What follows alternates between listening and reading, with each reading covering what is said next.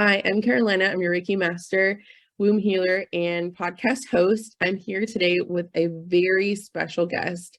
Her name is Jennifer Senn, and we are going to be talking about some very important topics that are not talked about enough. I want to go ahead and give you a trigger warning that we are going to be talking about stillbirth, loss, pregnancy loss, and we're going to go ahead and go deep into these topics. So if this is triggering for you, feel free to tune out or skip this episode. Hi, Jenn. Thanks for being here. Thank you for sharing your time and your presence with us today. Do you want to give a little bit of introduction of who you are and what you do? I will. Thank you so much for having me. I'm so excited to be here. And my name is Jennifer Senn. I am a pregnancy loss recovery coach. And I've been a hairstylist ever since I was 18. So I kind of coached people behind the chair for many years. And what I realized was there's a real connection of self-esteem issues between women who've had a loss and, just in general, and my own loss. So I had 2 sons, and then I had twin girls who were stillborn at 32 weeks. And then I had a rainbow baby after that. But this whole experience really just led me to look for ways that I could help other women through this experience because there's so much suffering in silence.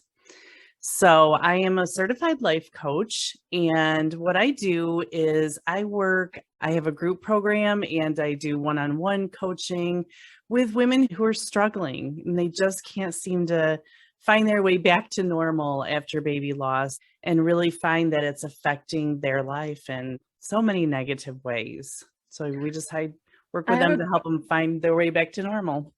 I have a question, and I ask this question because I feel like there's not enough. I'm in this space a lot, so I know the difference, but what is the difference between a miscarriage and a pregnancy loss, or if there is one? Since you're the expert, I want you to be able to explain them, or if they're different anyways, for our listeners to have better understanding. Yeah, definitely. Okay, well, I want to begin by saying a loss is a loss. I love that. Can we just I want to acknowledge every loss, whether it was 5 weeks or 41 weeks, whatever it is, it's tragic. So pregnancy loss is really pretty much any time, between conception and 40 weeks, any loss that happens during that time. The dividing factor is usually the 20-week mark. Anything before 20 weeks is considered a miscarriage and can be, is dealt with in the medical community through, possibly D&C or medication, some sort of, something like that to expel the baby. And then 20 weeks plus is a whole different experience because then, you're getting more into delivery, maybe a C-section. You see the baby, you hold the baby, you discuss the remains, what's done with it. I live in New York State. We were required to have, some sort of funeral, service for. So yeah, it's a little bit more involved. I primarily work with stillbirth people because that was my experience, and it's a little more involved and there's a few more steps that go with it, but a loss is a loss. When I say I love that, I love the statement, meaning it honors pain. There's no pain that's greater than another. One person's experience is not greater than another. So a loss is a loss. It's a very validating statement for many. There's a lot that I didn't know about that because I haven't experienced that. I haven't experienced any of those things that you're describing. I had no idea, the things you had to consider post that 20-week mark. That's incredible. I can't even imagine how heavy, and then have to leave the hospital without your baby if you have to deliver and all of those things. When a woman comes to you and they are going through this process, or they're about to go through this process where they've got a notification or a diagnosis and they're in this 20-week mark or later in their pregnancy, what are the top 3 things that you notice are that you know that you're going to have to walk with this person through? What are the top 3 things that you commonly see that women will struggle with when they have this situation? Yeah. Probably the main thing is guilt. Guilt is a huge factor pretty much at any stage in your pregnancy with a loss, but especially when you get farther along, because you think, what did I do? It was something that I did. It wasn't something, did I take a fall? Did I eat something wrong? Did I lay the wrong way? I mean, that's usually what it is we work through a lot of guilt and kind of peeling back the layers. Like, what's true about this? Is it really guilty? There's so many reasons why these things happen, and we aren't meant to know a lot of them. And it's powerful. Let's pause. We're not meant to know all of them. That is like the statement. That is like so powerful.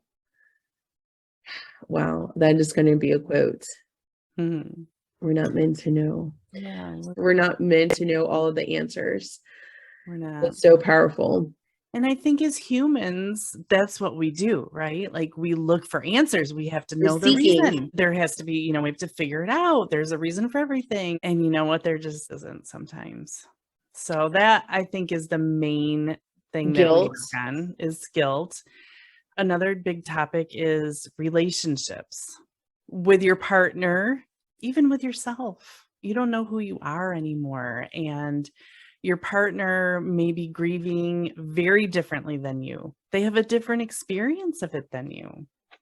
I bet. In my community, we have all types of couples. We have same-sex couples. We have, heterosexual couples. I also have some women that go at this alone, that are in their fertility journey alone. So like every family that's trying to conceive is so different. So like that makes sense. Some don't have partners or spouses or, boyfriends or girlfriends to be going through this with. That's right. Yeah. And it's so different. When you and I had discussed earlier, you also mentioned fear as like the third component. So it's guilt, relationship issues, and fear. But fear of what? Because that's so big. Yeah. So fear of, really, there's a fear of moving on. There's a fear of forgetting the baby.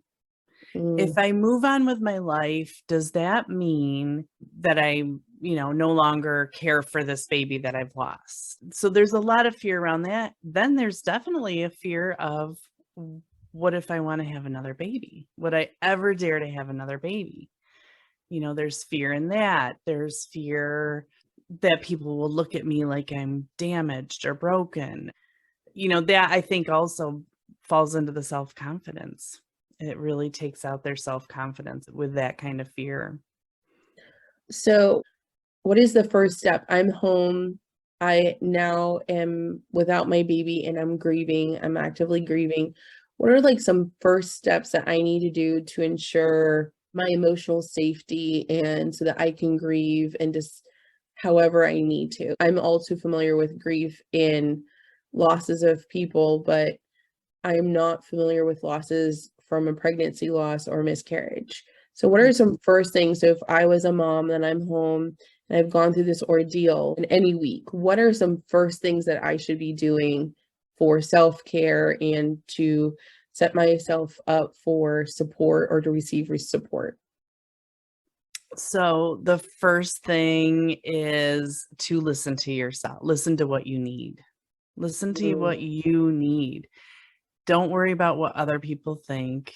People are going to come in and tell you all kinds of things and just to try to rush you back to normal because they're uncomfortable with it. It's their uncomfortableness that drives it. And so, yeah, just really listen to what you want. And then right behind that is find someone to talk to. It really, that makes sense. The suffering in silence is not helpful to anyone. And if you think about when someone older dies, right? Like we have a whole thing, there's a ceremony and then people come over and they bring food and they do the casserole. Yes, there's all kinds of things, and you're allowed to talk about it for months. But when our babies die, no one wants to talk about it. They just want you to get back to normal as quick as possible. And so I think the lost mother is made to feel like it's shameful almost in a way, and that they need to keep it quiet. And that is so damaging.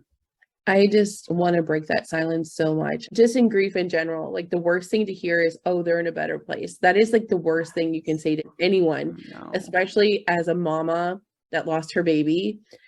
Oh, how could it any place other than in my arms be better than? And it's like the most common thing that I have heard from my community that I've built, like when moms are grieving. How the hell is that my baby in heaven in a better place than in my arms? It's the worst thing that you can say to any mom that's had a loss. Yes. The worst. So that's a tip of what not to say. So one thing is that is very not talked about is rage and anger in a grief journey. How does a person begin to process rage or emotion after this loss? Like they are angry at so many things, like angry that happened, and they'd be angry at themselves. That might be also probably, sometimes hospital staff or medical staff, they're not trauma informed is what I find, that they treat it like, I've had one client tell me the baby was referred to as medical waste. It was very, very awful. And she miscarried in the emergency room. And they're like, the whole story is just horrific. But there's so many things that can make you angry, and that's a part of grief. But how does a person move out of that? Because I find a lot of clients, they're first sad and then they're in denial, but then they're in rage for a long time. Yeah. Can you talk about that? Because nobody talks about being angry. And that is so important to know that it's okay to be angry. It is okay. It's okay. And the thing about this type of loss too is that no one imagines themselves in this situation. Never does it cross your mind. And then all of a sudden within, a few hours window, usually you're here, and so what do you do with that? That's a lot of emotion to process. And anger is very common. So an exercise that I do a lot with my clients is, there's two things. One is lock yourself in a room, scream into the pillow, punch it, punch the bed, whatever you have to do, get that anger out. You have to feel those feelings. You just have to feel them to process through them, or they're going to just stay there. You have to feel it. And then another great thing is to write letters to the hospital staff. And I don't mean send them if you know what I mean? Like maybe it's not productive to send them. I don't know. That's, something different probably, but just writing to your baby, writing to the hospital staff, writing to whoever needs to hear what you have to say. Because there is something really cathartic about putting it on paper from your hand to the paper, and then rip it up, throw it away, then ceremoniously rip it up, throw it away. You're getting rid of the anger to make room for some good emotions, because you're processing spiritual or witchy on it. I always burn it in a fire safe container or in a fire pit, wherever it safely can burn it. And burning it is such a good release for me. But the letter writing, or like just the act of physically writing it out, is so important. Not typing, writing, because you're using more of your senses. And when you use more of your senses in your body, it is a more physical release from mental, emotional, and then to physical through your hand. It's connecting more of that, because the act of it is removing it from your body, not the act of you avoiding the emotion, but it's a purge onto paper. Well, and I think that's like the disconnection. People maybe not always understand why can't I just type it out? No, you need to write it out. Write it out. And no matter what form it comes out, like if it's full sentences, fragments. I even said some person said, well, I draw. I was like, then draw it out. I said, I just need you to move your pen on the paper. Absolutely. Yeah. It's as good as, and again, if you have someone that you can verbalize it to that will listen, do that. That's even better. But if you can't, yes, you have to find a way to get it out of you, or that anger will sit. Can you tell me more about how do you navigate your relationship afterwards? Because I imagine like if you're grieving differently, that could really dramatically impact the strength or connectiveness or intimacy of emotion within your relationship.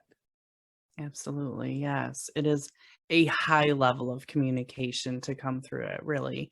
My husband he works in the medical profession. So, he looked at everything very clinically. And this is why it happened, and this is what happens, or whatever. And so to me, and he just kind of tried to keep it real easygoing and steady. And we had 2 other boys. We were trying to keep things going with them and try to keep some sort of normalcy. And finally, it came to a head.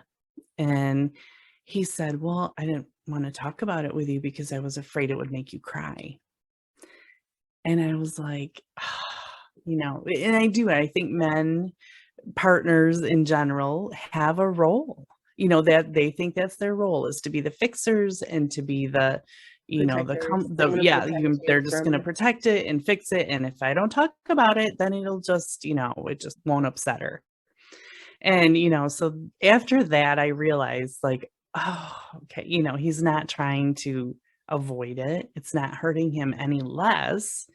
It's just, this is his way of dealing with it. And he has different ways of dealing with it. And that's a little hard to accept because I think we want them. We want our partners and our, everyone in our circle to feel the way we do. And really everyone grieves differently, no matter what it is. So it is normal. Lengths. Yes. Different lengths. Yes. And I think, and through the years, I've noticed his triggers are different than mine.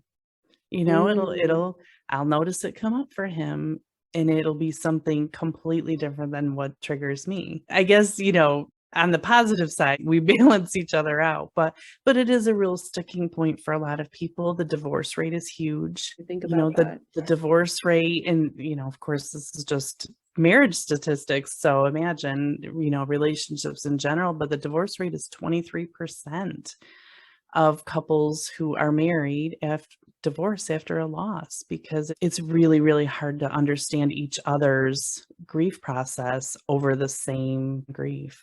I think it has a lot to do with capacity. Like I've had a lot of trauma in my life. Everyone has pain. Everyone has their stories. But also what I've noticed as a healer, as a person that holds space for women, is that it has a lot to do with capacity, not capability. That belief that, oh, if they wanted to, they would. Like if he wanted you, he would show up. I don't believe that that's the case. I think it's also a lot to do with capacity.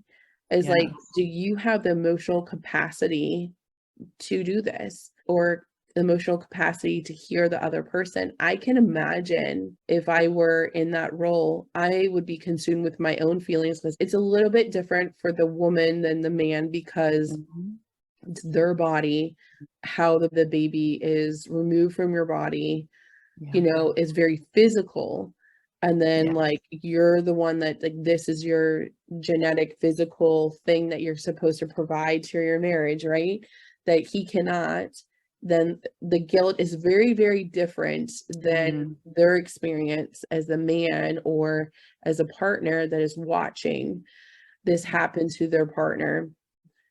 I can't imagine like if I would have the emotional capacity while grieving and coming to terms with the situation, having the capacity to support or even listen to my partner, just knowing how I've handled grief in the past with, loss of family members. My father, we had horses, and that has nothing to compare to a loss of a baby. But I've also watched several family members die and care for them before they've died. I don't know if I would have the emotional capacity to hold any space for my partner. So that makes sense that why a 23% is a lot. That it just shows how much we need to do for maternal care and postpartum care in this country, not just for, and men get forgotten in so many ways. I mean, Right. I mean, that's a conversation I have a lot too. Like, imagine if you could put yourself in their shoes and have to be the one to watch this whole thing and watch your partner go through, I had to have a C-section, go through that whole thing and leave the hospital, drive me home from the hospital. He had to make all the phone calls. He really went to the cemetery and picked out you know what I mean? Like, he did a lot of that. And in my grief, I was being selfish, and just not really understanding it until, later on. And because I wanted him to feel the same way I did. But, I can't imagine the strength that he had to do all that. He had to pick the tombstone himself alone. Yeah. And then you're at home taking care of you, so right. So each will equally are terrible. And it's so complex also with grief. It's so important to honor the other person's feelings, and it's really difficult as you can say the wrong thing very easily, and you just want to be so careful. Mm-hmm. Wow. So after some time has passed, and most couples are going to try again for a baby. So eventually, even if the fear is there, they're going to try to have another baby most of the time. What does that look like? We already know how the babies are made, but what are some tips on how a mom can move through that to continue to try to conceive? I think the first thing is just getting that negative self-talk calmed down, right? It's just squelching that voice that's saying it's going to happen again. How do you know that you won't be doing this all over again? And if you have a trusting relationship with your doctor, which I had an amazing doctor who I trusted implicitly. So I think between those two, you can get all the facts that you need to kind of reassure yourself that this is not normal. This is not necessarily how it's going to end. And that if this is your desire, then this is the way there. And my doctor, they were wonderful. They let me come in anytime. They invited me to, anytime if I needed to hear the heartbeat or have a quick scan just to make sure things were okay, and that was huge. I didn't do it very often, but just to know that was an option. If I got panicky, and I did a couple times, then I could just do that. And they were very happy to find relief with me there. So I think that's so important. Just have a great relationship with your doctor, and then just constantly working on that negative self-talk that wants to talk you out of it. I love that advice. And can you tell me how people can connect with you? Because you've been so wise and so forthcoming with all of this expertise on how to move through this and on such a very important topic. How can people connect with you on social media, on the World Wide Web? On the web. Well, all of my information's on my website at jennifersenn.com. And I have a podcast called Navigating Baby Loss.